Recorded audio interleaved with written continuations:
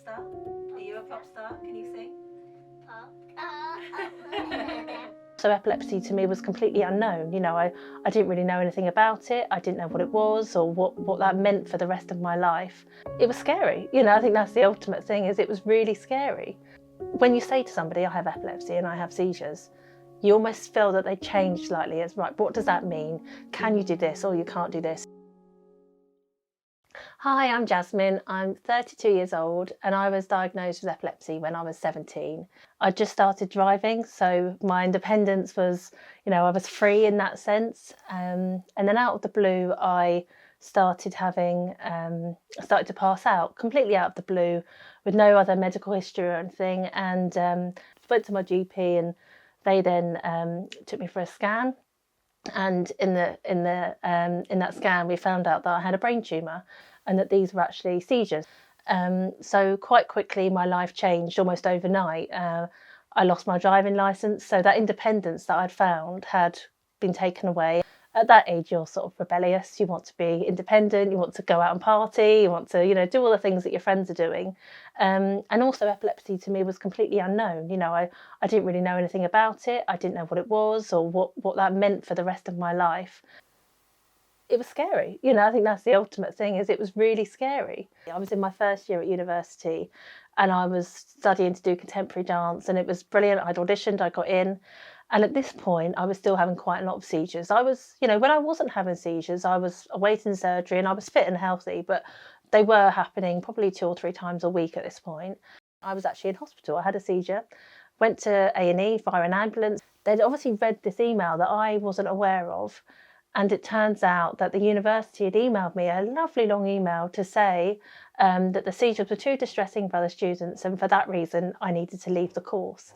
And that was huge, because I'd been dancing since I was 3 years old. There needs to be that awareness that people have epilepsy and they can live what we call a normal life, but you can go to university, you can study. My friends knew about epilepsy. I was able to tell them about what happens when I have a seizure, what to do when I have a seizure, and through that conversation and reducing that stigma, it meant that I could go on and live that normal life. So I was awaiting surgery, and that was kind of the main focus of my life, is when is the date of the surgery, and then I can move on, hopefully, And in the meantime, I didn't want to just sit around, so I applied for different jobs, from a garden centre to cafes to other things, and somehow they would always find a reason where it was unsafe for me to be there.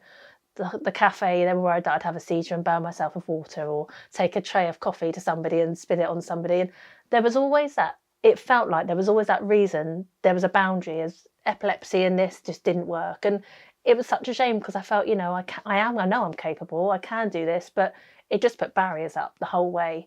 Getting the date to have surgery, because I'd been quite a build up to it. I knew that surgery was coming, and I was just waiting for a date. And I remember when I got the phone call to say that because it's only the following day, you're coming in for surgery the next day. And I just broke down in tears, but tears of relief, because I knew that surgery for me, I was so lucky that they knew the cause, or they thought they knew the cause of my seizures, and that was this tumour. And hopefully once that tumour would be removed, if successful, for me, it was the seizures would stop. And that was the biggest thing. One, I wanted to live. That was the main focus. It was life-saving, but also the seizure. So for me, it was just incredible. And, my surgery was amazing. It meant that I could live a life that, I always say thank you every day, but seizure-free. And it was, for me, it was a treatment for my epilepsy, 1 for the tumour, but 2 for the seizures. And it was life-changing in a positive way. I'm so lucky, because some people don't get this opportunity. Some people, I'm not saying I'm lucky to have a brain tumour, but I'm lucky to know the cause of my epilepsy. And from the work that I've done in the past, some people never get to know that and have to live with seizures. And, of course, there is a way of doing that, but it's tough. My last seizure was 10 years ago. Surgery absolutely changed my life. I'm now working full-time as a nurse. Like I say, I'm a mum, I'm driving, and I feel very, very lucky and very, very fortunate. It can be surprising to know how many people are living with this condition. 1 in 100 people in the UK has epilepsy.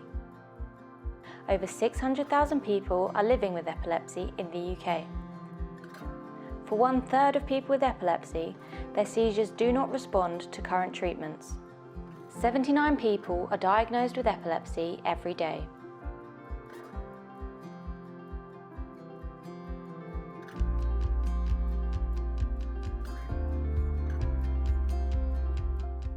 My name is Tom Ryan Elliott and I'm 33. I received epilepsy almost 10 years ago when I was over in Las Vegas. I do not remember anything. I fell down 51 steps and cracked a large section of my skull and had to have a cranioplasty, which has caused my epilepsy and aphasia. So aphasia is a speech and language disability. It causes me issues with speech, reading and writing, and within the Las Vegas hospital I was within there for about 4 weeks. So I was privately flown home to London. I was taken to one in Tooting, St George's, and I spent, I believe, about 4 months in there. And that was when my first seizure happened. I was with my sister and her boyfriend. We went out for dinner and I suddenly realised it was a simple focal seizure. Before the injury, I was in sales, and obviously having epilepsy and aphasia, that is to do with speech, reading and writing, and especially obviously with the aphasia, that's exactly what you need. So I can't really be doing that, and at work it's caused problems. People just don't really understand disabilities and just hide people away who have disabilities. I'm now a videographer. I've spent the last 5 years studying video and photography, and out and about every day taking videos, and then home editing. My epilepsy is going, I don't know if that makes sense, going quite well, because when I have a seizure, my doctor often updates the medication that I'm having, and at the moment, touch wood, it's going quite well. So I think I haven't had a seizure in about 370 days. Today, Tom has come to the Epilepsy Society, a world-leading centre for research, advocacy and care, to find out from the experts exactly what epilepsy is and how it is diagnosed and treated. To help us understand more about epilepsy, we're going to hear from epilepsy specialist nurse Michael Sabajon. Would you mind explaining exactly what epilepsy is? Epilepsy is actually a group of conditions with one thing in common: a tendency to have seizures that start in the brain. There are many different causes for epilepsy. This could be caused by a structural change in your brain, such as a tumor or as a result of a stroke, or an infection such as meningitis. Or it could be genetic. This may have been passed on by one or both of your parents, or it could be a genetic change that has not been inherited. Anyone can have seizures at any time of their life. It does not matter what age, gender, or race you are. We all have millions of neurons or nerve cells charging around in our brains, passing messages to each other via electrical signals. It is what makes us function. But if the electrical signals become disrupted, or there is an unusual burst of electricity, this is when a seizure might happen. And it will depend where in the brain the seizure starts as to how the seizure affects the person. There are many different seizure types. A person may appear to zone out and become unresponsive, or they may start making chewing movements and fiddling with their clothes, or they may start wandering around without really knowing where they are. Some people only have seizures in their sleep, and it is important to remember that, although in general, people recover from seizures quite quickly, in very rare cases, seizures can be fatal.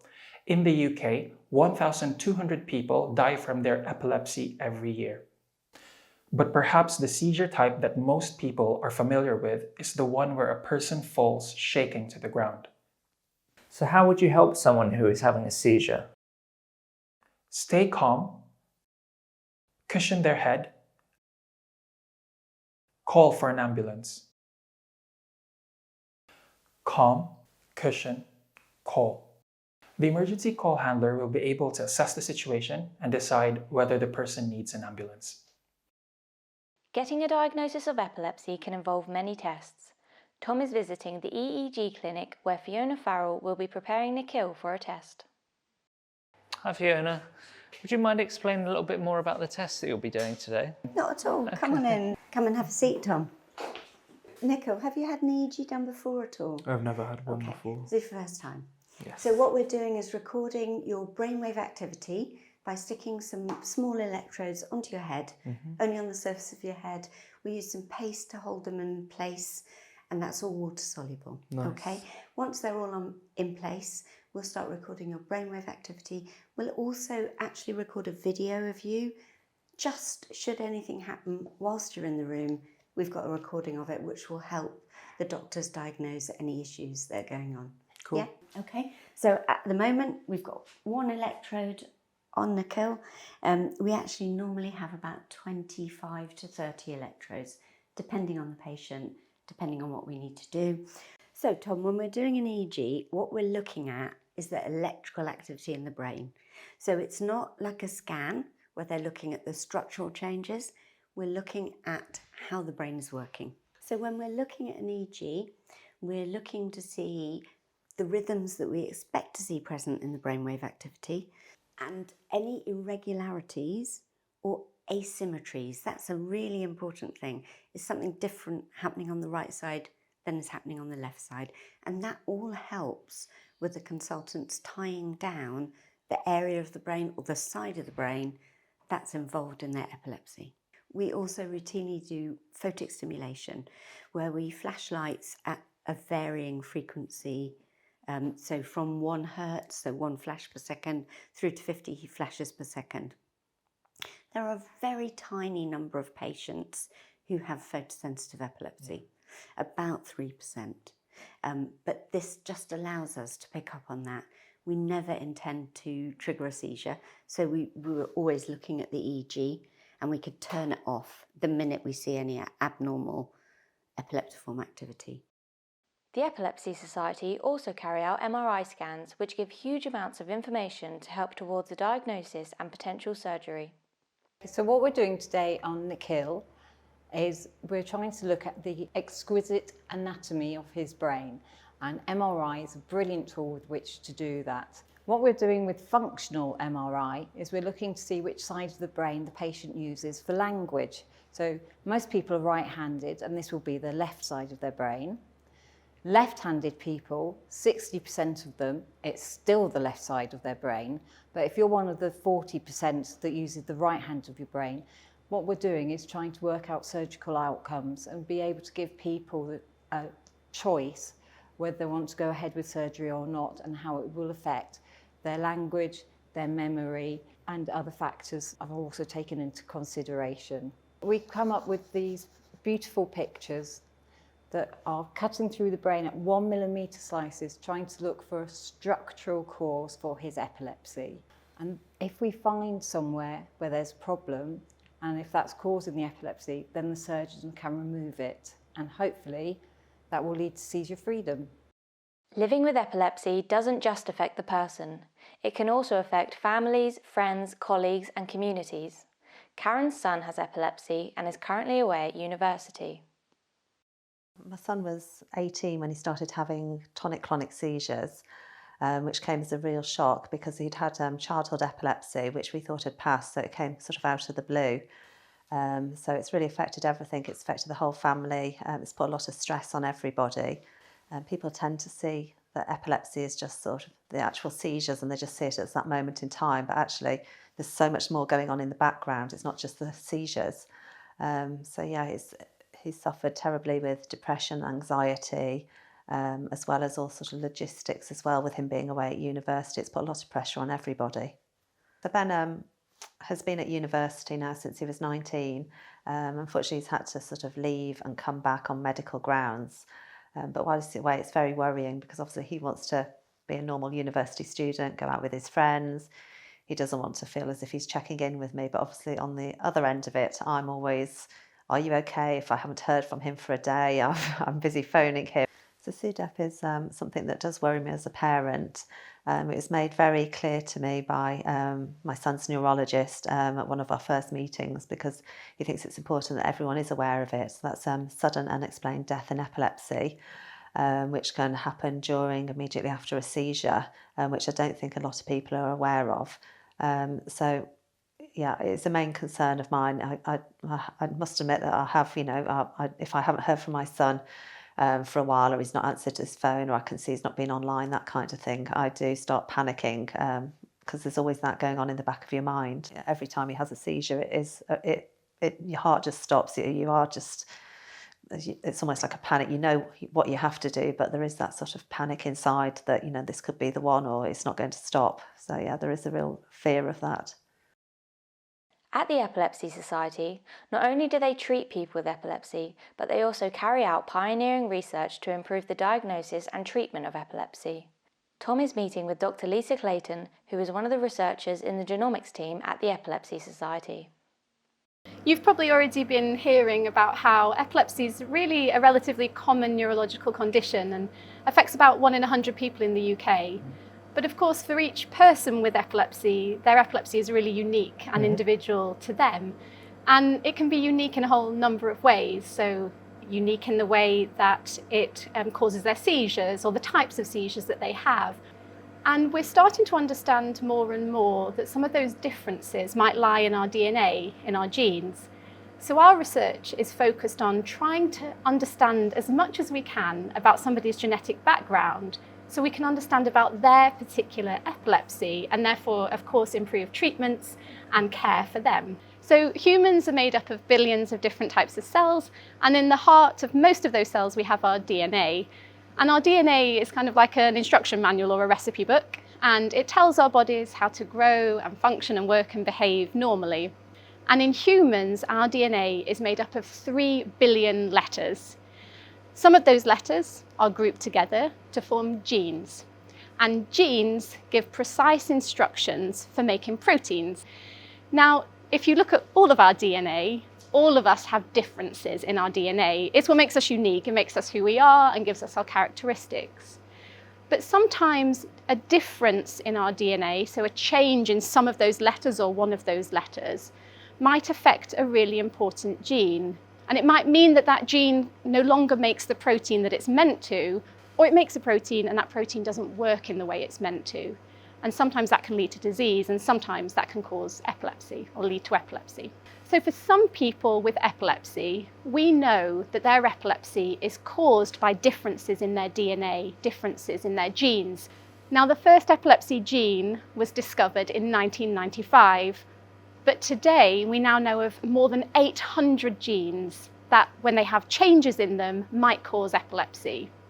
And because of that, we are able to diagnose more and more people with particular types of genetic epilepsies, or we're able to find in more and more people a genetic cause for their epilepsy. And so overall, our kind of vision for our research and our epilepsy care here is this uniquely person-centered approach, where we find as much as we can about their genetic background. We mix that with our understanding of their brain imaging from their MRI scans and other imaging.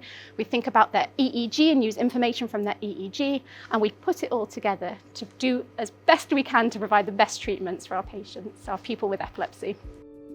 Lastly, we're going to hear from Claire Pelham, the Chief Executive of the Epilepsy Society, to find out how you can get involved and help make a difference to the lives of people with epilepsy. I have days when I come back to my office from the research centre when I see firsthand how important the work that our scientists are doing, and I sometimes pause and think, oh my goodness, the hopes and dreams of so many people are resting on that research.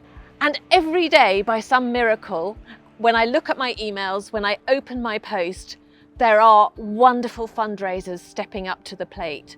And I really, really hope that we can rely on you to join their ranks, because we need every penny to fund an MRI, every penny to fund a genomic sequence, every penny to bring control over seizures to somebody who so desperately wants to hold their child as they walk down the street.